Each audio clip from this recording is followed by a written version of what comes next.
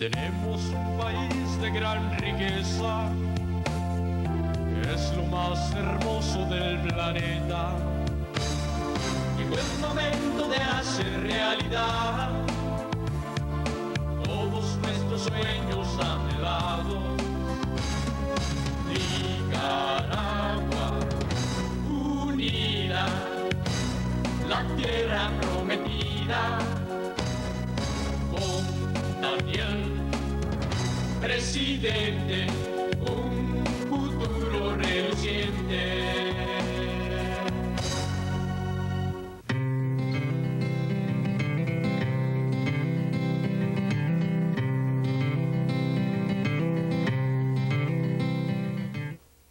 Estamos de regreso, amigas y amigos de todo Nicaragua. La sesión deportiva la vamos a dejar para el final, para no interrumpir ni atrasar tanto al presidente Vinicio Cerezo, quien tiene compromisos que cumplir, bastantes compromisos que cumplir en su breve estadía en este país, que lo recibe con los brazos abiertos, presidente. Muchas gracias.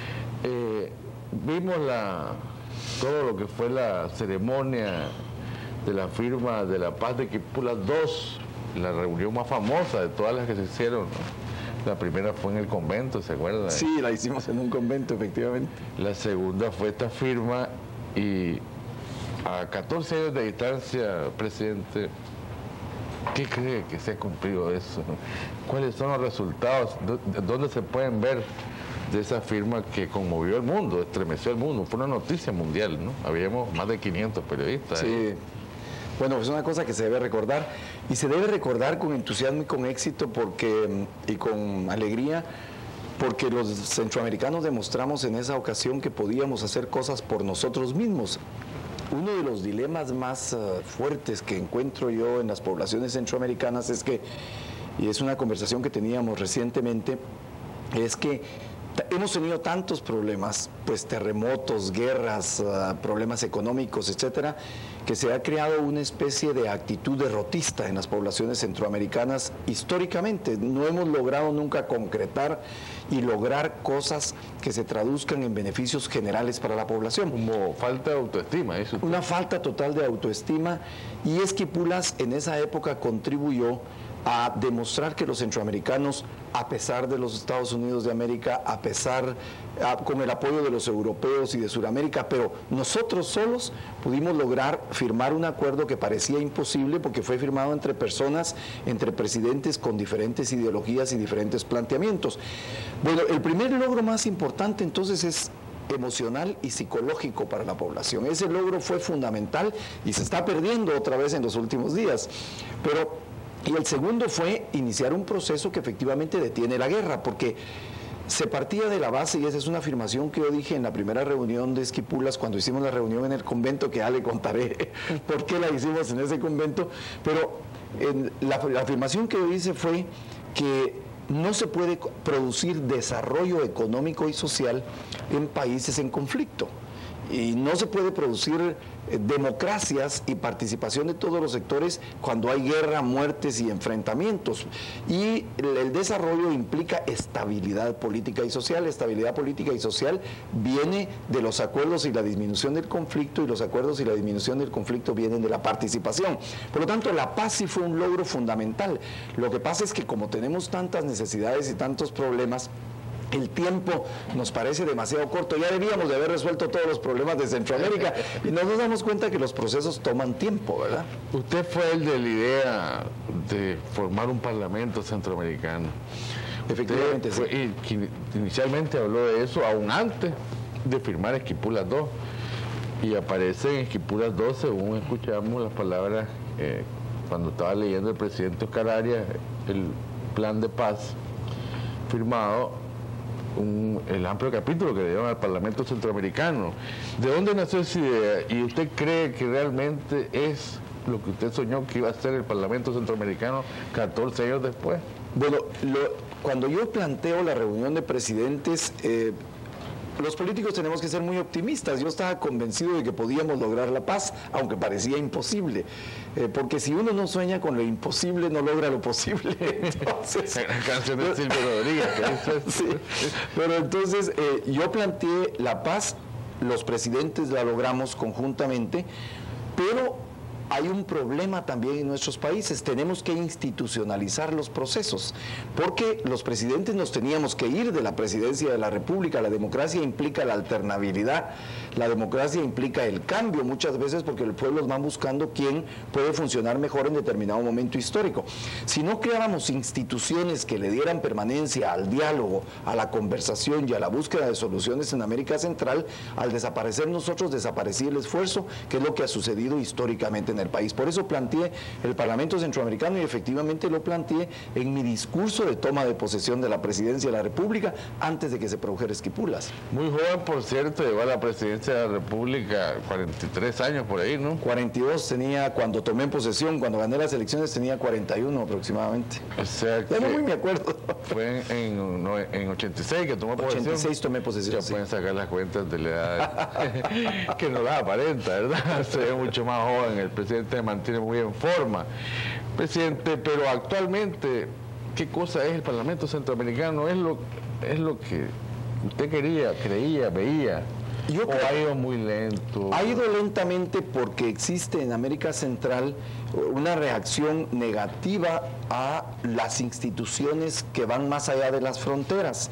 Y los gobiernos y los sectores de interés que controlan a los gobiernos, porque el dilema de América Central, la integración no se ha realizado porque hay sectores de interés que no quieren que nos integremos para proteger su propio interés, y no se han dado cuenta que Centroamérica, si estuviera unida, tendría más fuentes de trabajo, más posibilidades de crecer económicamente, más posibilidades de competir en el mundo, porque no es casualidad que países tan industrializados y tan desarrollados como Alemania, Francia, o España o Inglaterra estén buscando unirse para poder competir contra los Estados Unidos y contra Japón, que son potencias muy desarrolladas económicamente. La unión hace la fuerza, esa es una frase que debe de entenderse, pero como esta unión afectaría pequeños intereses locales, entonces hay oposición crítica, y no se critica al Parlamento Centroamericano generalmente porque produzca la integración. Se le dice que es un gasto inútil y que es una institución innecesaria. Se critica por otro lado y se le dice a la gente: ustedes están pobres y estamos gastando una fortuna de una institución que no sirve para nada. Pero no se dice la verdad. La realidad concreta es que el Parlamento podría crear, por ejemplo, para todos los centroamericanos, posibilidades de trabajar en todas partes, si no hay mucho trabajo ahora en Nicaragua, pues nos movemos para Costa Rica, para Guatemala o para Honduras. Si necesitamos un producto, exportarlo en mejor capacidad de competencia con otros países del mundo, nos ponemos de acuerdo y lo exportamos conjuntamente, hacemos economía de escala, creamos más fuentes de producción, mayor capacidad de exportación, podríamos crear vías de comunicación en toda Centroamérica que darían enorme cantidad de trabajos a los centroamericanos. En fin, la integración es una cosa impresionante que no se ha reconocido, y la institución que lo puede lograr es el Parlamento Centroamericano, porque está por encima de los gobiernos que tienen que defender los intereses de cada nación. Además de la 10ª conferencia de los partidos políticos centroamericanos, además hay invitados de otros países, no fuera del Istmo, hay una sesión del Parlamento Centroamericano donde se está proponiendo actualmente una reforma para darle más fuerza, que las decisiones del Parlamento Centroamericano sean vinculantes. Efectivamente. ¿Usted está de acuerdo con eso? Absolutamente. Es que fíjese que se le critica por no hacer nada, pero es que no se le dan atribuciones para hacer. O sea, es como que si a mí me tuvieran amarrado y me dijeron que por qué no corro. O sea, y eso es lo que ha pasado con el Parlamento Centroamericano, que los gobiernos dicen, bueno, es una institución que no sirve, pero no le dan al Parlamento las atribuciones que por ley ya puede adquirir. Cuando firmamos el Parlamento sabíamos 3 cosas fundamentales. Una, que la integración siempre iba a ser vista con reserva por los sectores de interés local. 2, que teníamos que ir paso a paso, porque las transformaciones profundas nunca se pueden hacer de una sola vez, sino que hay que irlas desarrollando.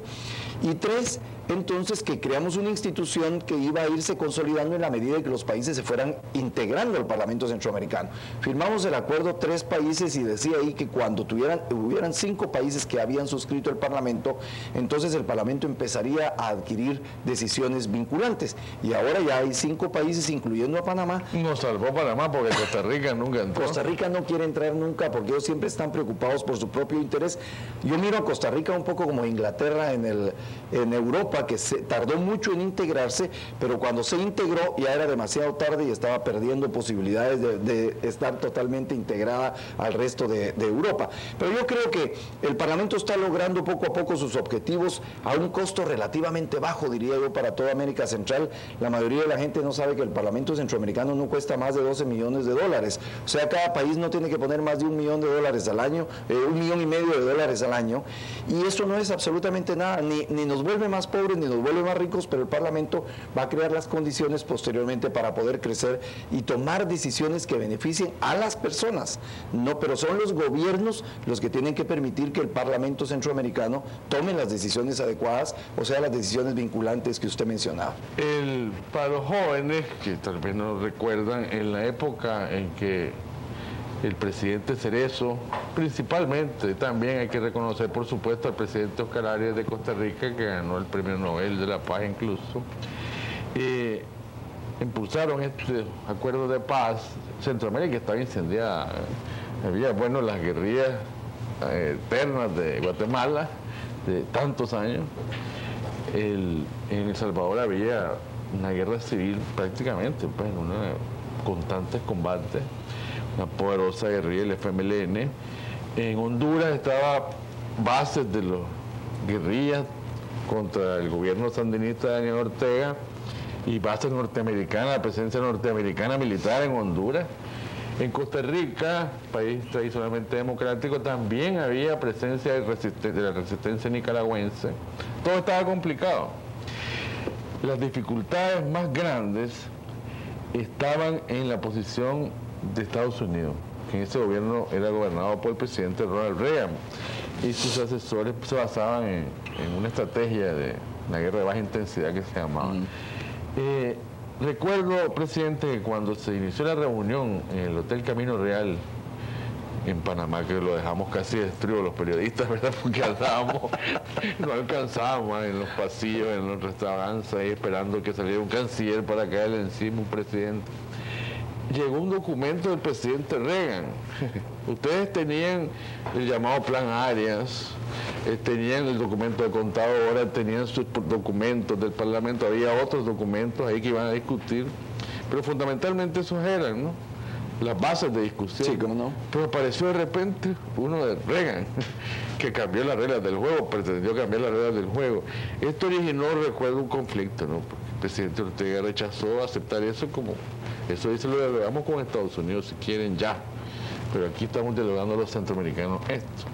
Hubo otros, como el presidente Arias, que sí decía que aceptaran. ¿Cómo fue realmente el ambiente? A tantos años me imagino que no se le ha olvidado. No, al contrario.